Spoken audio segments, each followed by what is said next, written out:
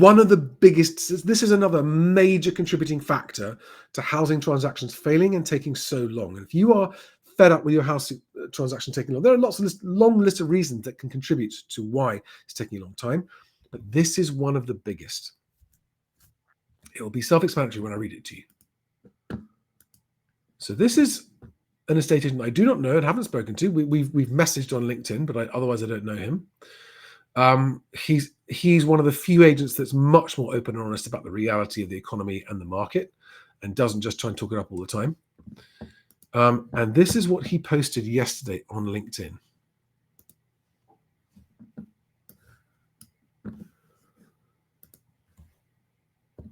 Okay, hang on.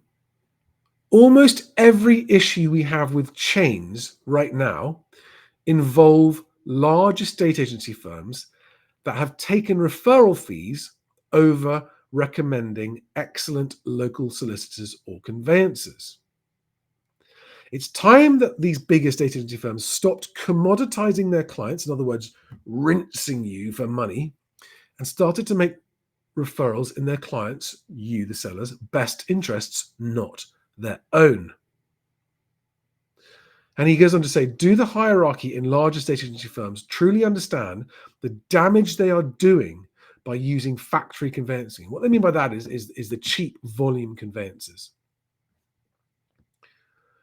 And right there below is a comment from someone that used to work at Countrywide saying, true story.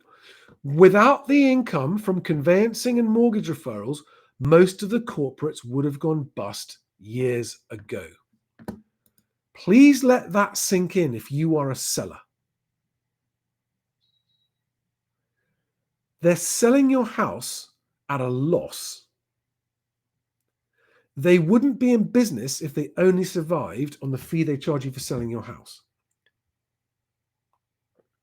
Put it another way, they can't afford to do the work to sell your house unless they're rinsing you on conveyancing and mortgage referrals. So these are the guys who have the in-house mortgage brokers, and they pressure you into using them really highly, and also but they pressure you to use the conveyancer they use. Now, I'm just going to cut straight to the chase, but so with that, he goes on to say, for the UK's largest operator during my time there from 2013 to 2018, it was the largest single source of profit. They made more profit from conveyancing and mortgage referrals than they made from selling houses.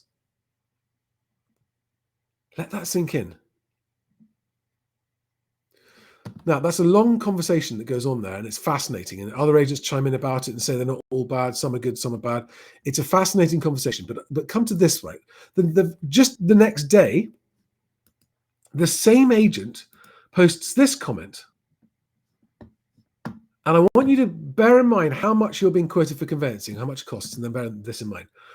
So he says, rather than improving the system, panel managers, who are the people who sit between estate agents and conveyancers and dish out your work to whoever they want to dish out and take a cut of their own. Panel managers are the middlemen of middlemen.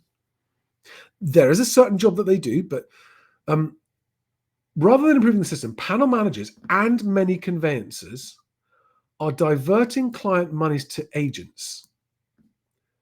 Diverting client monies to agents. Diverting your money to agents in order to secure business. He, as an agency owner, says, I'm so glad we run a good business that does not rely on referral fees and only direct our clients to top-notch local law firms run and worked in by qualified, capable solicitors and conveyancers. And he's saying this in response to the fact that he'd just been approached by a panel manager who's paying £500 per referral. What this means is that the conveyancer you are paying, now let's just take £1,500, okay, as a made up number for how much you're paying for your conveyancing.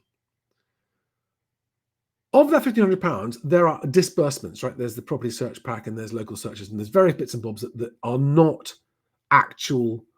The conveyancer charging you, they're charging you for what they call disbursements, out-of-pocket expenses.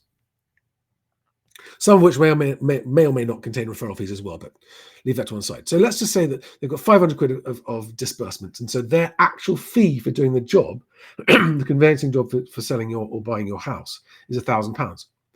Of that £1,000, £500 is going to the agent, and about another £200 is going to the panel manager. So £700 of the £1,000 you're paying is not going to the conveyancer that you're paying to do the job. They're getting about £300. They cannot do the job properly for that money. And it does not make sense that the introducer, the estate agent, is making more money for the introduction than the conveyancer is getting paid for doing the job. Which is why, now I am not an advocate of banning referral fees at all. When it's done well and reasonably, it helps everybody.